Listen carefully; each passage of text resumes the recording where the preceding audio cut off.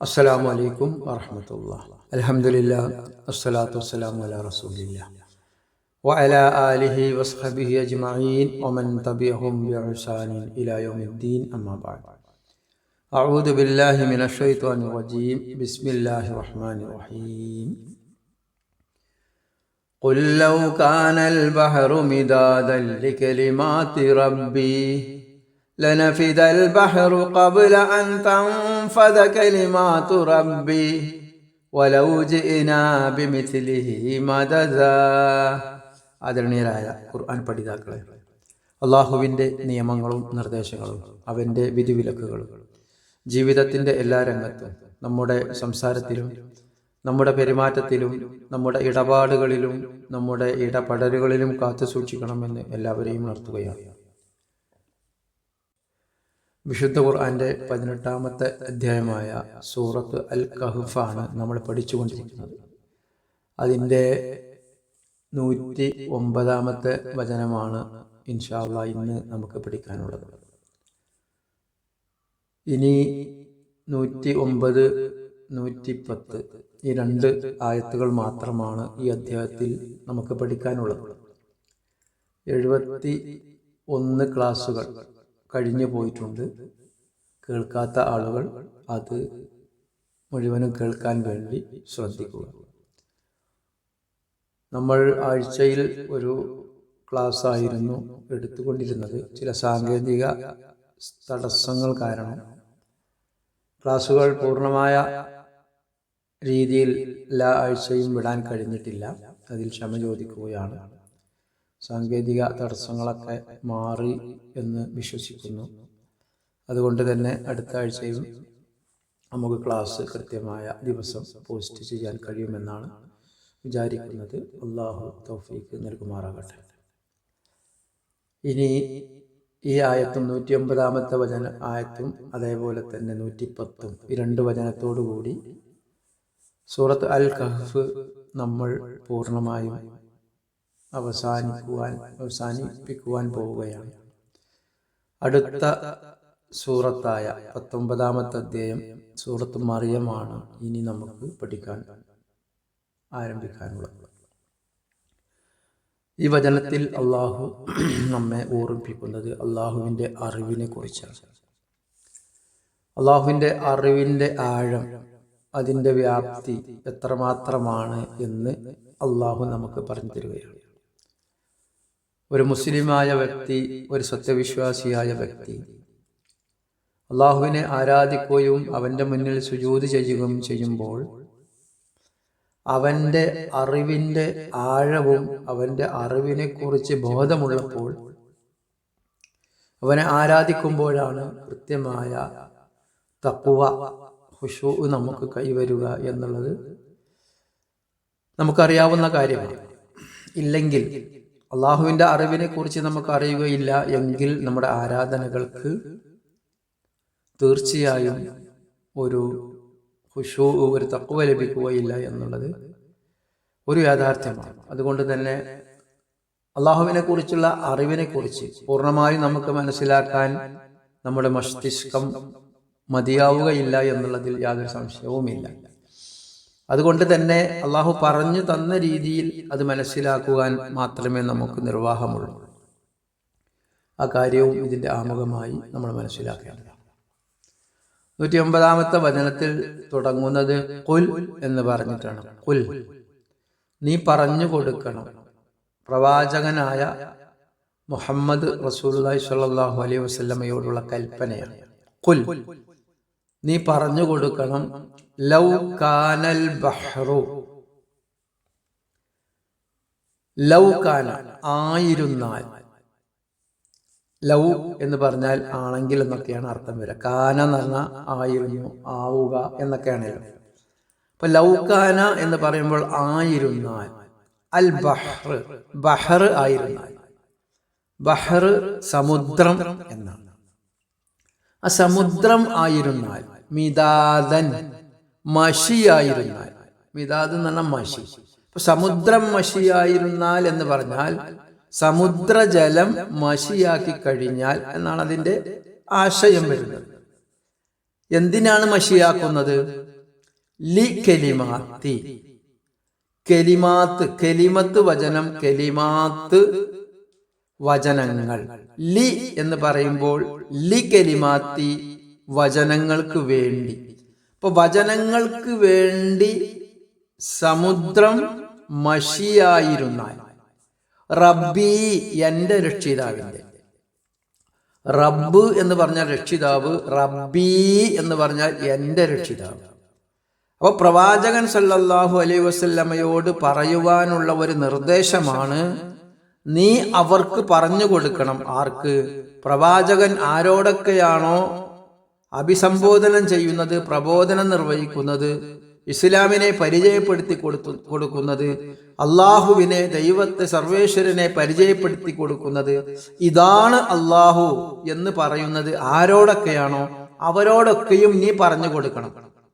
അവരുടെയൊക്കെ റബ്ബുമാണ്, രക്ഷിതാവുമാണ്. അപ്പൊ എന്റെ രക്ഷിതാവിന്റെ വചനങ്ങൾക്ക്. അപ്പോ ഉല്ലൗകാനൽ ബഹറു മിദാദല്ലി കലിമാത്തി റബ്ബി, എന്റെ രക്ഷിതാവിന്റെ വചനങ്ങൾക്ക് മഷിയാക്കണം എന്ന് പറഞ്ഞാൽ എഴുതുന്നതിന് വേണ്ടി മഷിയാക്കുക എന്നുള്ളതാണ് അതിന്റെ ആശയം വരിക. അപ്പൊ എന്റെ എന്റെ രക്ഷിതാവിന്റെ, എന്റെ രക്ഷിതാവിന്റെ വചനങ്ങൾ, അവന്റെ അറിവുകൾ, വചനം എന്നുദ്ദേശിക്കുന്നത് അവന്റെ അറിവുകൾ, അവന്റെ വിജ്ഞാനം, അവന്റെ ജ്ഞാനം, അവന്റെ നോളജ്, അത് എഴുതി രേഖപ്പെടുത്തുന്നതിന് വേണ്ടി സമുദ്രത്തിലെ മഷി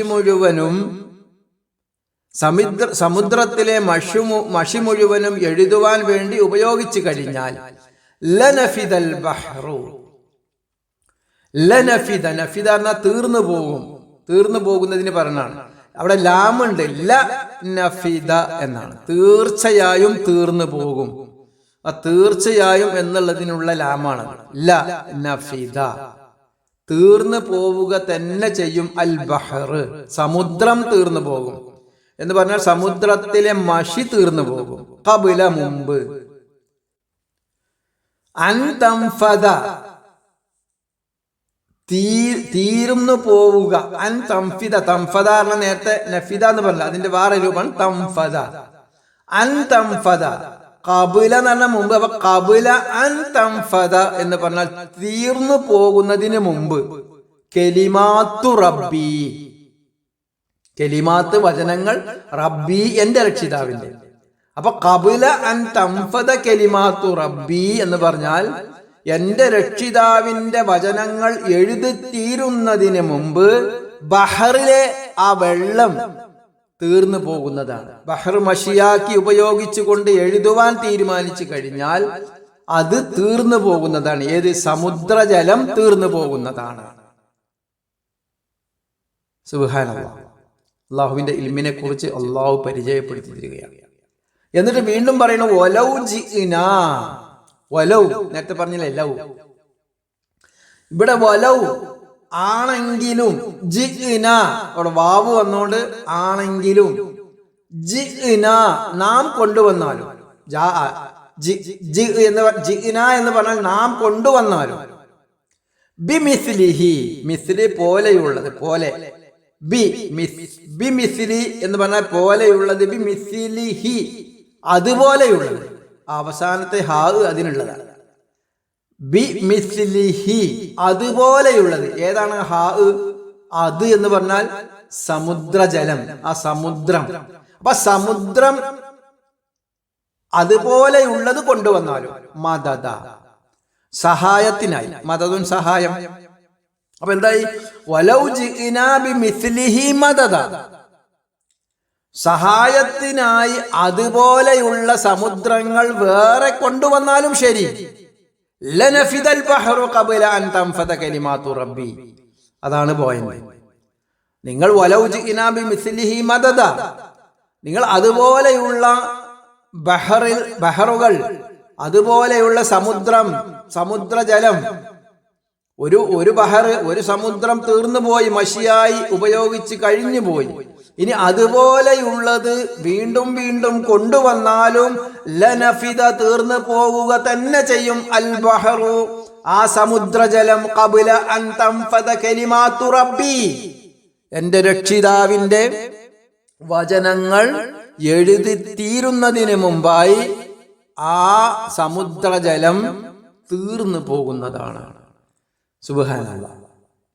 അപ്പൊ അതാണ് ഈ വചനത്തിൽ അള്ളാഹു നമ്മെ ഓർമ്മിപ്പിക്കുന്നത്. സൂറത്ത് അൽ കഹ്ഫ് 18-ാമത്തെ അധ്യായം നമ്മൾ ജുമുഅ ദിവസം ജുമുഅക്ക് മുമ്പായി പാരായണം ചെയ്യുന്നതാണ്. അതിൽ ഇത്രമാത്രം ആശയസമ്പുഷ്ടമായ വളരെ ഗാംഭീര്യമുള്ള ഈ ആയത്തുണ്ട് എന്ന് നമ്മൾ മനസ്സിലാക്കണം. ഓതിപ്പോകുന്നതിന് മുമ്പായി ഇത്തരം ആയത്തുകൾ നമ്മൾ പഠിച്ചു കഴിഞ്ഞാൽ നമുക്കുണ്ടാകുന്ന ആ അള്ളാഹുവിനോടുള്ള ആ ആരാധനയിൽ ഉണ്ടാകുന്ന ഒരു വ്യത്യാസം നമുക്ക് അനുഭവപ്പെടാൻ കഴിയും. ഇതേ ആയത്ത് ആവർത്തിക്കുന്നുണ്ട് 31-ാമത്തെ അധ്യായം സൂറത്തുൽ ലുഖ്മാനിന്റെ 27-ാമത്തെ വചനത്തിൽ. ആവർത്തിച്ച് പറയാണ്, വലൗ അന്ന മാഫിൽ അർളി, വലൗ അന്ന മാഫിൽ അർളി, ലൗ അന്ന എന്നുള്ളതാണ്. അവിടെ വീണ്ടും വ എന്ന് പറഞ്ഞാൽ അറിയാലോ. ലൗ അന്ന തീർച്ചയായും ആണെങ്കിൽ, അന്നാണ് അവിടെ വന്നത്, തീർച്ചയായും എന്നുള്ളത്. അപ്പൊ തീർച്ചയായും ആണെങ്കിൽ, മാഫിൽ അർളി ഭൂമിയിലുള്ളതെന്തോ അത്, മിൻ ഷജറത്തിൻ വൃക്ഷത്തിൽ നിന്ന്. ആ വൃക്ഷത്തെ ഏതൊക്കെ വൃക്ഷങ്ങൾ എന്ന് സൂചിപ്പിക്കുന്നതിന് വേണ്ടിയാണ് മാ എന്നവിടെ ഉപയോഗിച്ചത്. മാഫിൽ അർളി മിൻ ഷജറത്തിൻ, ഭൂമിയിലുള്ള മുഴുവൻ മരങ്ങളും.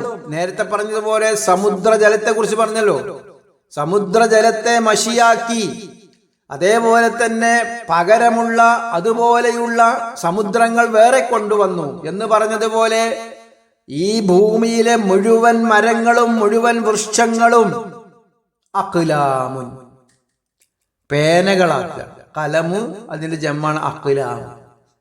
അപ്പൊ പണ്ട് നമുക്കറിയാം, പണ്ടൊക്കെ എഴുതിയിരുന്നത് ഒരു കുപ്പി മഷി അതിലിങ്ങനെ മുക്കി ഒരു മരക്കൊള്ളി കൊണ്ട് എഴുതിയിരുന്നതാണ് അല്ലേ?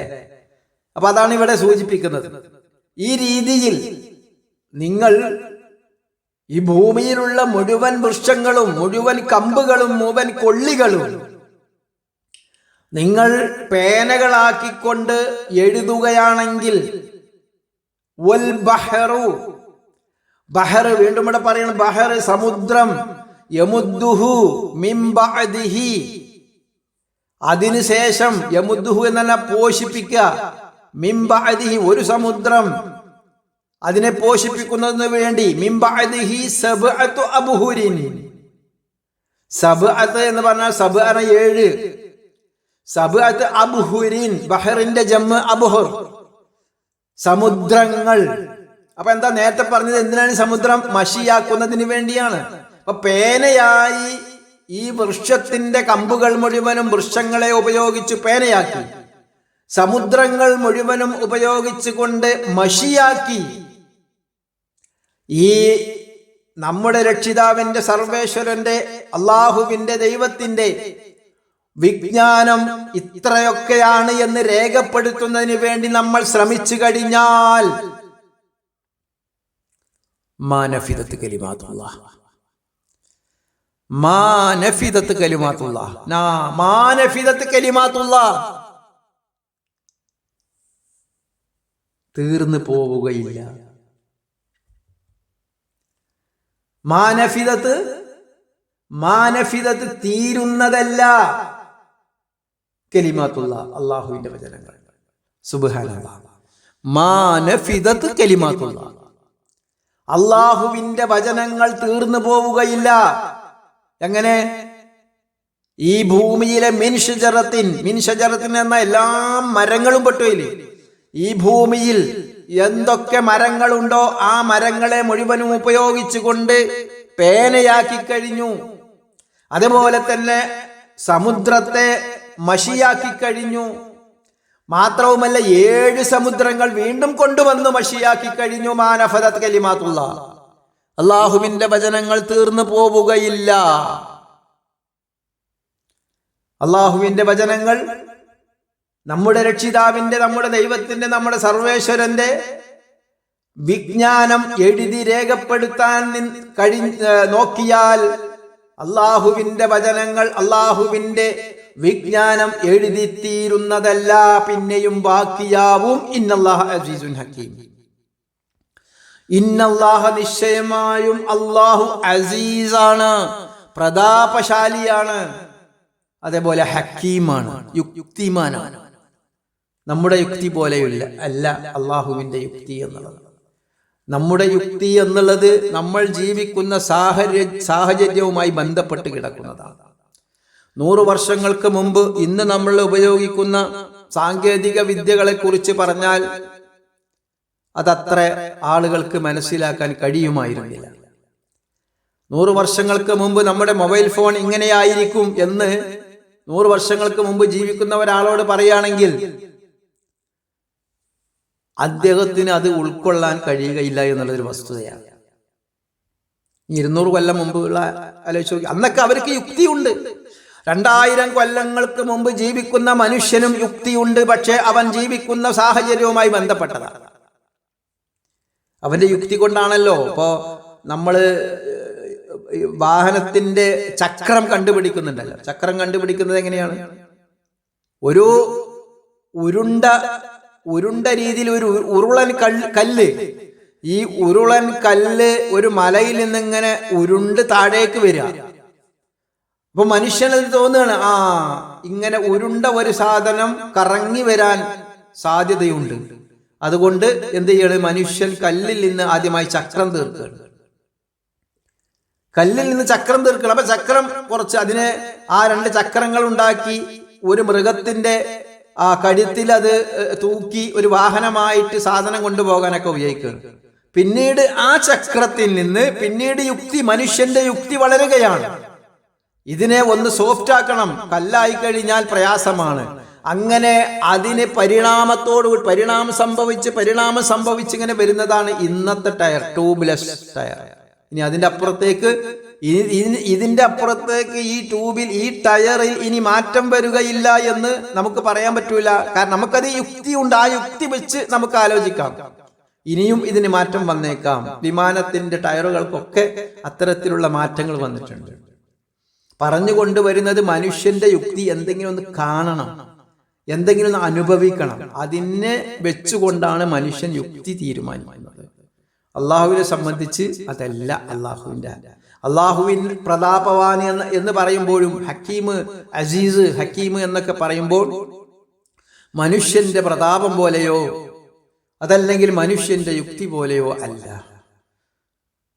അതുകൊണ്ടാണ് ഇത്തരത്തിൽ അവന്റെ മുന്നിൽ നമ്മൾ സുജൂദ് ചെയ്യുമ്പോൾ ഈ 7 സമുദ്രവും ഈ ഭൂമിയിലെ മുഴുവൻ ഷജറത്തും മുഴുവൻ അഷ്ടാറുകളും മുഴുവൻ വൃക്ഷങ്ങളും പേനയാക്കി കഴിഞ്ഞാലും എഴുതിത്തീരാൻ കഴിയാത്തത്ര വിജ്ഞാനമുള്ള റബ്ബിന്റെ മുന്നിലാണ് ഞാൻ ഈ സുജൂദ് ചെയ്യുന്നത്, ആ റബ്ബിനെയാണ് ഞാൻ ആരാധിക്കുന്നത് എന്ന് പറയുമ്പോൾ തീർച്ചയായും നമ്മുടെ മനസ്സ് ഒന്ന് തഖ്വയോടുകൂടി, ഒന്ന് ഭയപ്പാടോടുകൂടി അത് ചെയ്യും. അതുകൊണ്ട് തന്നെ നമ്മുടെ സുജൂദുകൾക്ക് പ്രത്യേകമായ ഒരു അനുഭൂതി ലഭിക്കും എന്നുള്ളതിൽ യാതൊരു സംശയവുമില്ല. ഇന്ന് നമ്മൾ കേവലം ചടങ്ങായിട്ട് ഇങ്ങനെ തുടർന്നിങ്ങനെ പോവുകയാണ്. കേവലം ചടങ്ങാണ്. അതുകൊണ്ട് തന്നെ സുജൂദും റുക്കുവും ഒന്നും നമുക്ക് അതിൻ്റെതായ ഒരു ഖുശൂ ലഭിക്കാറില്ല എന്നുള്ളത് ഒരു സത്യമാണ്. അപ്പൊ അതുകൊണ്ട് തന്നെ അള്ളാഹുവിന്റെ വചനങ്ങൾ ഇത്രമാത്രമാണ്. അള്ളാഹുവിന്റെ മുന്നിൽ നമ്മൾ നിൽക്കുമ്പോൾ ഇത്രമാത്രം ഇൽമിന്റെ ഉടമയായ, ഇത്രമാത്രം അറിവുള്ള അള്ളാഹുവിന്റെ മുന്നിലാണ് ഞാൻ ഈ നിൽക്കുന്നത് എന്ന് പറയുമ്പോൾ നമുക്ക് നിൽക്കാൻ തോന്നും. അല്ലെങ്കിൽ നമുക്ക് പ്രയാസം വരും. നമ്മുടെ ചിന്തകൾ മറ്റു രീതിയിലൊക്കെ മാറിപ്പോകും എന്നുള്ളത്. അപ്പോൾ ഇതാണ് അള്ളാഹുവിന്റെ അറിവ്. മനുഷ്യന്റെ അറിവ് എന്നുള്ളത് വളരെ അതിരുള്ളതാണ്, അതിർത്തിയുള്ളതാണ്, ലിമിറ്റേഷൻ ഉള്ളതാണ്. ഒരു പരിധിയും പരിമിതിയുമുണ്ട് മനുഷ്യന്റെ അറിവുകൾക്ക്. മനുഷ്യൻ ഇനി എത്രമാത്രം മനുഷ്യൻ സാങ്കേതിക വിദ്യ വളർന്ന് ഒരു സാങ്കേതിക വിദ്യയുടെ സഹായത്തോടെ കൂടി അവന്റെ നോളജ് വർദ്ധിപ്പിക്കുന്നുണ്ടെങ്കിലും അതിനെല്ലാം ഒരു പരിധിയുണ്ട്. അപ്പൊ നമുക്കറിയാം അള്ളാഹുവിന്റെ ഇൽമ് നമ്മൾ രേഖപ്പെടുത്തി. ഇപ്പോൾ പഹറിനെ കുറിച്ചാണ് പറഞ്ഞത്. ഇന്നത്തെ സാങ്കേതിക വിദ്യ ഉപയോഗിച്ച് പറഞ്ഞു കഴിഞ്ഞാൽ ഒരു സ്റ്റോറേജ്, നമ്മുടെ ലാപ്ടോപ്പിന്, നമ്മുടെ കമ്പ്യൂട്ടറുകൾക്കും നമ്മുടെ മൊബൈൽ ഫോണിന്റെയും സ്റ്റോറേജ് നമുക്കറിയാം. KB ആദ്യം ഇറങ്ങിയതാണ്. ആദ്യത്തെ കമ്പ്യൂട്ടറിന് സ്റ്റോറേജ് ഇല്ല, പിന്നെ KBയിൽ ഇറങ്ങി, വളരെ കുറഞ്ഞ KB, കിലോബൈറ്റ്. അവിടുന്ന് അങ്ങോട്ട് MB ആയി മാറി, പിന്നെ അത് GB ആയി മാറി, പിന്നെ അത് TBയിലാണ് ഇപ്പോൾ കൂടുതലും നിൽക്കുന്നത്. ഇനി ഈ TBയിൽ നിന്ന് അങ്ങനെ പോകും, EB, ZB ആൻഡ് YB ഇങ്ങനെ പോയിക്കൊണ്ടിരിക്കും. അങ്ങനെ വലിയ തോതിൽ നമുക്ക് സ്റ്റോറേജുകൾ, നമ്മുടെ ഡാറ്റകൾ സ്റ്റോർ ചെയ്തു വെക്കുവാനുള്ള സ്പേസുകൾ കാണാൻ കഴിയും. പക്ഷെ എന്നാൽ ഇവിടെ എന്താ പറഞ്ഞത്? അള്ളാഹുവിന്റെ വചനങ്ങൾ നിങ്ങൾ ഈ സ്റ്റോറേജുകളിൽ, നിങ്ങൾ ഇനി കണ്ടുപിടിക്കാൻ പോകുന്ന മുഴുവൻ സ്റ്റോറേജുകൾ ഉപയോഗിച്ച് കഴിഞ്ഞ് ആ സ്റ്റോറേജിലൊന്ന് ഇത് സേവ് ചെയ്ത് വെക്കാൻ പറ്റും, അല്ലെങ്കിൽ അങ്ങനെ രേഖപ്പെടുത്തി വെക്കാൻ പറ്റും എന്ന് വിചാരിച്ചാലും അള്ളാഹുവിന്റെ വചനം ബാക്കിയാകും. സുബ്ഹാനല്ലാഹ്. അള്ളാഹുവിന്റെ വചനങ്ങൾ ബാക്കിയാകും, അള്ളാഹുവിന്റെ അറിവ് ബാക്കിയാവും, അള്ളാഹുവിന്റെ ഇൽമ് അത് ബാക്കിയാകും. നിങ്ങളുടേത് തീരും, നിങ്ങളുടെ സ്റ്റോറേജ് മുഴുവനായി തീർന്നു പോകുന്നതാണ്. ഇത് മനുഷ്യന്റെ അറിവിന് പരിധിയുണ്ട്, പരിമിതികളുണ്ട്.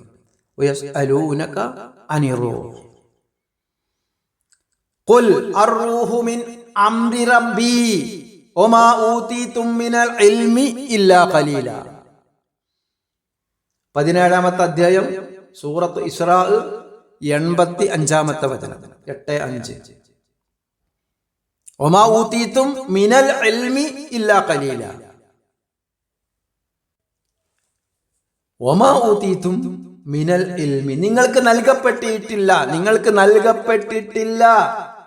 മിനൽ ഇൽമി അറിവിൽ നിന്ന്, ഇല്ലാ ഖലീല കുറച്ചല്ല, വളരെ കുറച്ചു മാത്രമാണ് നിങ്ങൾക്ക് വിജ്ഞാനം നൽകിയിട്ടുള്ളത്, അറിവ് നൽകിയിട്ടുള്ളത്.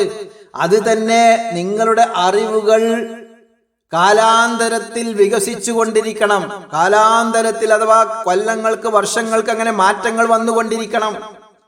2000 വർഷങ്ങൾക്ക് മുമ്പുള്ള ഒരു മനുഷ്യന്റെ അറിവല്ല ഇന്നുള്ളത്. അതിങ്ങനെ മാറ്റങ്ങൾ വന്നുകൊണ്ടിരിക്കും. എന്നാൽ അള്ളാഹുവിൻ്റെത് ഇന്നലെ ഒന്ന്, ഇന്നൊന്ന്, നാളെ അള്ളാഹുവിന്റെ അറിവ് വേറെ എന്നല്ല. അള്ളാഹു സമ്പൂർണമായ അറിവിന്റെ ഉടമസ്ഥനാണ്. മനുഷ്യൻ ഇല്ലാ ഖലീല. ഒരു മനുഷ്യന് വേണ്ടത് എന്താണ്? ഒരു മനുഷ്യന്റെ അറിവ്. അവന് അറിവുണ്ട് എന്ന് പറയണമെങ്കിൽ, ഇപ്പൊ നമ്മളൊക്കെ വിചാരിച്ചിട്ടുള്ളത് അങ്ങനെയാണ്, നമ്മളൊക്കെ വളരെ അറിവുള്ള ആൾക്കാരാണ്. കുറച്ചൊക്കെ പഠിക്കുമ്പോഴേക്ക് എന്തെങ്കിലുമൊക്കെ ഒരു PhD പഠിച്ചു, അല്ലെങ്കിൽ ഒരു ഡോക്ടറായി, അല്ലെങ്കിൽ ഒരു എഞ്ചിനീയറായി, അല്ലെങ്കിൽ മറ്റെന്തെങ്കിലുമൊക്കെ പഠിച്ചു കഴിഞ്ഞാൽ ഭയങ്കര വിവരമുണ്ട്, എനിക്ക് വലിയ വിവരമാണ്, എനിക്ക് വലിയ അറിവുണ്ട് എന്ന് വിചാരിക്കുന്ന ആളുകളുണ്ട്. പണ്ഡിതന്മാരുടെ കൂട്ടത്തിലൊക്കെ അങ്ങനെ കാണാൻ കഴിയും. മുസ്ലിം പണ്ഡിതന്മാരുടെ കൂട്ടത്തിലൊക്കെ അങ്ങനെ കാണാൻ കഴിയും. വിനയാന്വിതരായ പണ്ഡിതന്മാരുണ്ട്, യാതൊരു സംശയവും കാര്യത്തിൽ. എന്നാൽ നോക്കൂ നിങ്ങൾ, ഒരു മനുഷ്യന്റെ അറിവ് എന്നുള്ളത്, ഒരു മനുഷ്യന്റെ ഇൽമിൽ ഏറ്റവും ആ മനുഷ്യന് വേണ്ടത് എന്താണ്? ആ മനുഷ്യൻ എപ്പോഴാണ് മരിക്കുക എന്നുള്ളത്. എനിക്ക് ഒരുപാട് സമ്പത്തുണ്ട്, ഞാൻ കോടീശ്വരനാണ്, എന്റെ മേലെ വേറെ കോടീശ്വരൻ ഇല്ല ഈ ലോകത്ത് എന്നാണെങ്കിൽ പോലും അവന്റെ കാര്യത്തിൽ വട്ടപൂജയല്ലേ. അവൻ എപ്പം മരിക്കുന്ന അറിയില്ല എന്നുണ്ടെങ്കിൽ, അവന് സ്വന്തമായി ഇന്ന് അതിവേഗത്തിൽ സഞ്ചരിക്കാൻ കഴിയുന്ന ജെറ്റ് വിമാനങ്ങൾ അവനുണ്ട്. ഏത് ലോകത്തിന്റെ ഏത് എയർപോർട്ടിലും ഏത് വിമാനത്താവളത്തിലും അവന്റെ ഫ്ലൈറ്റ്, അവന്റെ വിമാനം ഇറങ്ങാനുള്ള അനുവാദമുണ്ട്. അത്രമാത്രം സമ്പന്നനാണ് അവൻ. അവന് വേണമെങ്കിൽ അവന്റെ ചുറ്റുവട്ടത്തിലും എത്രയോ PhD എടുത്ത ആളുകളെ, എത്രയോ ഡോക്ടറേറ്റ് എടുത്ത ആളുകളെ, എത്രയോ വിശഗ്വരന്മാരെ, എത്രയോ അറിവുള്ള വ്യക്തികളെ, എത്രയോ പണ്ഡിതന്മാരെ അവന്റെ ചുറ്റിലും ഇങ്ങനെ നടത്താൻ കഴിയും. ഒക്കെ ശരിയാണ്. ഏറ്റവും വലിയ വിശഗ്വരന്മാർ, ഏറ്റവും വലിയ ഡോക്ടർമാർ അവനെ കൊണ്ടു നടക്കാൻ കഴിയും. പക്ഷെ അവൻ അറിയില്ല അവൻ എപ്പോഴാ മരിക്കുക എന്നുള്ളത്. അവനെപ്പോഴാ തദ്രി നഫ്സും ബി അയ്യി അർളിൻ നമൂത്ത് വമാ തദ്രി നഫ്സുൻ ബി അയ്യി അർളിൻ തമൂത്ത്. പിന്നെന്താ കാര്യം? അവൻ അറിയുകയില്ല അവൻ എപ്പോഴാണ് മരിക്കുക എന്നുള്ളത്. അപ്പം ഈ ചുറ്റിലും ഈ ആളുകളെ കൊണ്ടുവരുന്നിട്ട് എന്താ കാര്യം? അവന്റെ സമ്പത്ത് ഉപയോഗിച്ചുകൊണ്ട് അവൻ ഡോക്ടർമാരെയും മറ്റ് വിവരമുള്ള ആളുകളെയും ഒക്കെ ചുറ്റിലും കൊണ്ട് നടക്കുന്നുണ്ട് എന്ന് വെക്കുക. ഒരു 100 കണക്കിന് ആളുകളെ അവൻ കൊണ്ടു നടക്കുന്നുണ്ട്. പക്ഷെ ഇവർക്കൊന്നും അറിയുകയില്ല ഇവൻ എപ്പോഴാ മരിക്കുക എന്ന്. അമേരിക്കയിൽ വെച്ചാണോ മരിക്കുന്നത്? ഇന്ത്യയിൽ വെച്ചാണോ മരിക്കുന്നത്? യൂറോപ്പിന്റെ ഏതെങ്കിലും ഭാഗങ്ങളിൽ വെച്ചാണോ മരിക്കുന്നത്? കടലിലാണോ മരിക്കുന്നത്? ആ വാനങ്ങളിലാണോ മരിക്കുന്നത്? ഇതൊന്നും അവൻ അറിയുകയില്ല എങ്കിൽ പിന്നെ നമ്മുടെ സമ്പത്ത് കൊണ്ട് എന്ത് കാര്യമാണ്? നമ്മുടെ വിജ്ഞാനം കൊണ്ട്, നമ്മുടെ അറിവ് കൊണ്ട് നമുക്ക് എന്ത് പ്രയോജനം? ഇന്നല്ലാഹ അസീസുൻ ഹകീം.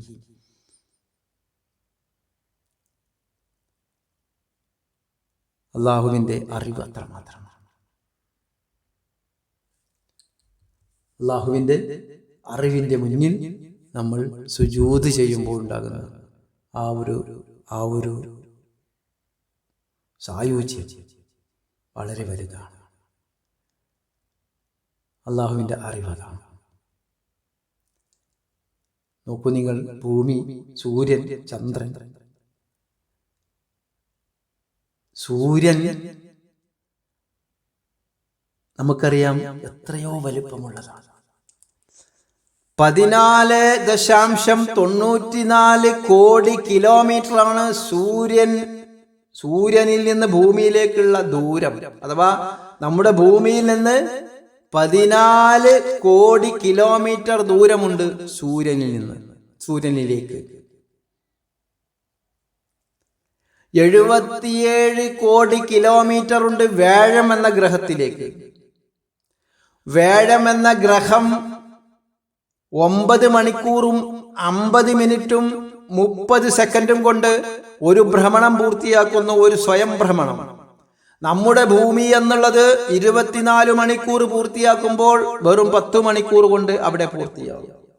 എന്നാൽ നമ്മുടെ ഭൂമി 365 ദിവസം കൊണ്ട് സൂര്യനെ പരിക്രമണം ചെയ്യുമ്പോൾ വ്യാഴം എന്ന വലിയ ഭീമാകാരമായ ഒരു ഗ്രഹം അത് ഏകദേശം 11.9 വർഷമെടുക്കും ഒരു പരിക്രമണം പൂർത്തിയാക്കാൻ. പറഞ്ഞുകൊണ്ടുവരുന്നത് ഇതൊക്കെ തീരുമാനിക്കണമെങ്കിൽ ഒരു ബുദ്ധി പ്രയോഗിക്കേണ്ടതുണ്ട്, ഒരു വിവരം ഉണ്ടാകേണ്ടതുണ്ട്. കാരണം സൂര്യൻ എന്നാൽ ഇത്ര ചൂട് നമുക്കറിയാം. 27 ദശലക്ഷം സെൽഷ്യസ് ചൂടിലാണ് സൂര്യന്റെ ഉൾക്കാമ്പിൽ ചൂട് അനുഭവപ്പെടുന്നത്. 27 മില്യൺ മുതൽ 15 മില്യൺ വരെ ചൂട് ഉൽപ്പാദിപ്പിക്കുന്നു.